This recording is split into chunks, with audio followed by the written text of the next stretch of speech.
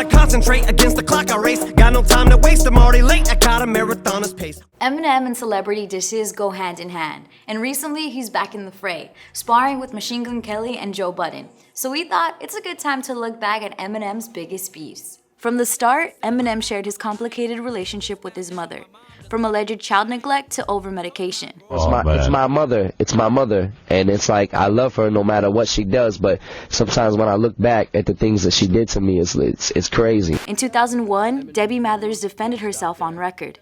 My unconditional love created a spoiled young man, an angry one too.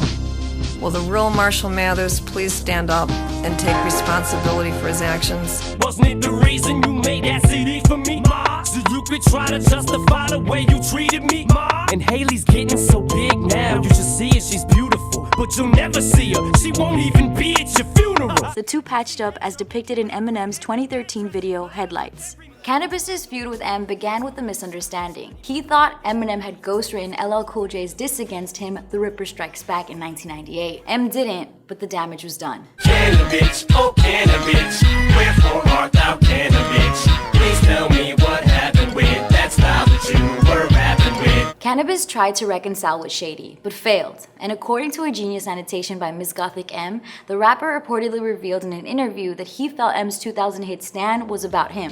So he responded in 2001 with Stan Lives skit and You Didn't Care. Talking about Britney and Christina Aguilera. NSYNC too, have you ever looked in the mirror? Your hair ain't really blonde and your eyes ain't blue, so never diss me, cause when you diss me, you're dissing you. Disses from both sides continued until 2015. That's a 17-year beef. After a few years of local Michigan beef with Insane Clown Posse, Eminem made their disagreements public during a Howard Stern interview in 1999. These guys are idiots. Really? They claim Detroit. They're not from Detroit. They're from no parts of Detroit. They claim so much junk, and I know so much about them that it's like that it makes me sick every time. How do you know so much about? I used to be with a couple other groups, and we used to chase them out of clubs. Really? ICP responded with their own jabs like the track Slim Anus, a parody of Eminem's hit My Name Is. I'm trying to get my head straight, but I can't figure out which Backstreet Boy I want to impregnate. And Dr. Dre said, Slim Shady, you a cutie. I'll give you a deal, let me up in that booty. Okay. Then Eminem depicted ICP giving a fictional character fellatio during a Marshall Mathers album skit, and acted it out with a blow-up doll on tour. The feud was ultimately deaded by an unlikely source. You know who squashed our beef was Proof before he passed away. You know, he contacted us, and we had like a bowling game and everything. It was really cool, man. Eminem's beef with ex-House of Pain frontman Everlast, also known as Whitey Ford, started in 1999. Everlast tried to congratulate M backstage on his success, but was blown off, so he fired a sub. Cock my hammer, spit a comment like Haley. A buck of 380 on ones that act shady. Eminem doesn't take kindly to mentions of his daughter Haley, and responded with I Remember and Quitter. You just a quitter, and you bitter cause I came along. And it makes a House of Pain ago. If you talk about my little girl in a song again, I'ma kill you, I'ma kill you. Everlast shot back with Whitey's Revenge, aimed at M's mom and insinuating that he'd sleep with M's ex-girl, Kim. But Shady had already left the ring. M's beef with Benzino centered around M's popularity in hip-hop and Benzino's thirst for fame. In 2002, Benzino co-owned The Source magazine and called Shady out on the track Pull Your Skirt Up. The state of hip-hop will continue to be fucked up. You playing by a different set of rules, you got me fucked up. After the fact, Benzino explained his side to MTV, saying, quote, Eminem gets to do songs that we would never get to do. Eminem gets to talk about his issues and his pain. We have to rock the party in order to get spins and burn on the radio. Eminem's responses, The Sauce and Nail in the Coffin, came shortly after. And The Sauce became an unofficial nickname for the magazine. Will somebody please tell whoever braids his head that I am not afraid of this fucking waste of lead on my pencil for me to write some shit this simple. Then in 2003, Benzino unveiled 2 songs, including Foolish Pride, where teenaged M targeted an ex-girlfriend by saying that black girls are bitches and uses the N-word. M issued an apology and in 2004 addressed the lyrics on Yellow Brick Road. But I've heard people say they heard the tape and it ain't that bad, but it was. I singled out a whole race and for that I apologize.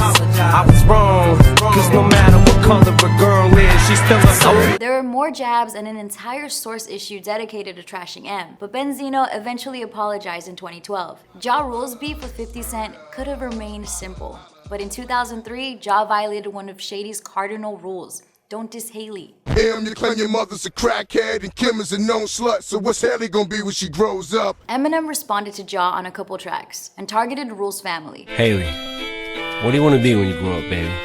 I don't know. But I don't want to grow up to be like Ja Rule's little dirty ass kids.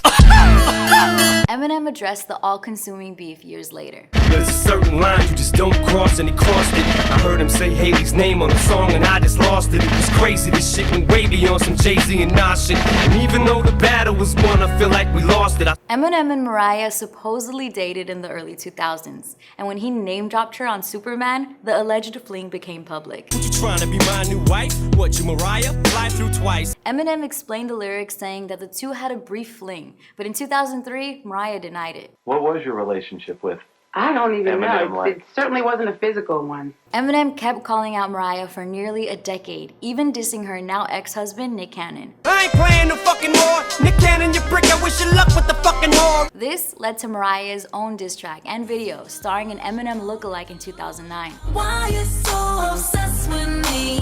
Boy, I wanna know. Lying that you're sexing me when everybody knows. I'm obsessed now. Oh geez, that's supposed to be me in the video with the goatee. Wow, Mariah didn't expect it to go balls out. Bitch, shut the fuck up before I put all them phone calls out. In early 2018, Life and Style reported that Mariah was attempting to bury the hatchet. But who knows? In January 2011, Eminem signed the group Slaughterhouse, including Joe Budden, to his label Shady Records. But things would sour. What's the interactions with you and Eminem? What have they been like?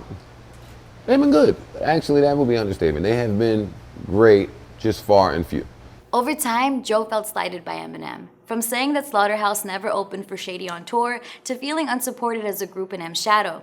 Joe even admitted that his 2015 track Slaughtermouse began as a diss towards M, but he rewrote it. And the M, one of the illest ever on the mic. We're less different than we all like. This ain't about star power, I ain't on the hype. By 2017, Budden had traded rapping for podcasting and co-hosting, where he critiqued Eminem's 2017 album, Revival. This is the first time in my life that I feel like the ball is being dropped on Eminem. I've never seen that. Eminem? Or no, not by him. His team. By whoever the fuck is handling Eminem. It seems like a ploy and a fucking gimmick to sell records. Somebody tell Budden before I snap, he better fasten it or have his body bag and zip. The closest thing he's had to hits a smacking bitches. Machine Gun Kelly and Eminem's beef began with a tweet. In 2012, a 22-year-old MGK posted about Eminem's then 16-year-old daughter, Hailey, which didn't sit well with Shady. Then MGK alleged that M banned him from his Shade 45 radio station. In 2018, MGK dissed Eminem on Tech Nine's No Reason, with a play on Eminem's hit, Rap God. Popped in on the top charts like the cop card, so remind y'all, you just rap, you not guards. And I don't care who got bars. And responded on Kamikaze's Not Alike. And I'm talking to you, but you already know who the fuck you are, Kelly. I don't use sublims, and sure as fuck don't sneak this, but keep commenting on my daughter, Hailey. Kelly returned fire with Rap Devil, and that's where it stands, for now. Fuck Rap God, I'm the Rap Devil, coming barefaced with a black shovel. Eminem's never shied away from a rap battle, so if you thought he'd stop anytime soon, we'd say don't underestimate him. I gotta answer this motherfucker. What do we miss? I'm Letty for Genius News, bringing you the meaning and the knowledge behind the music. And I ain't just blowing smoke, less it's in your mama's face. I know this time Paul and Dre, they won't tell me what not to say. And know me and my party days have all pretty much parted ways. You swear to God I forgot him to got it.